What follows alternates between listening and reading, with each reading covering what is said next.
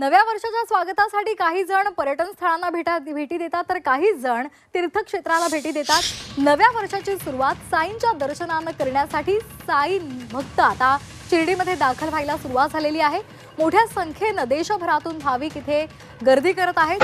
नाताळ आणि नव्या वर्षाची सुट्टी असल्यामुळे भाविकांनी शिर्डीमध्ये गर्दी केली आहे। 31 डिसेंबरला साई मंदिर रात्रभर भाविकांसाठी खुलं राहील। मोठ्या संख्येने इथं भाविक आलेले आहेत आणि त्यामुळे मंदिर प्रशासनाने सुद्धा भाविकांच्या सोयीसाठी योग्य ती व्यवस्था ठेवलेली आहे। याचा आढावा घेतला आमचे प्रतिनिधी कुणाल जमदाडे यांनी। पाहूया।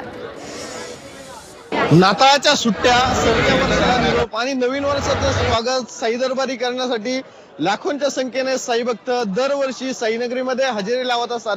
साई संस्थानने 31 डिसेंबरला साई मंदिर हे रात्रभर खुलं ठेवण्याचा जो निर्णय आहे तो जाहीर केला आणि त्याप्रमाणे गर्दी देखील होण्यास सुरुवात झाली आहे। साई संस्थान प्रशासनाकडनं चोख नियोजनासह ठिकठिकाणी अतिरिक्त लाडू काउंटर उभारण्यात आले आहे।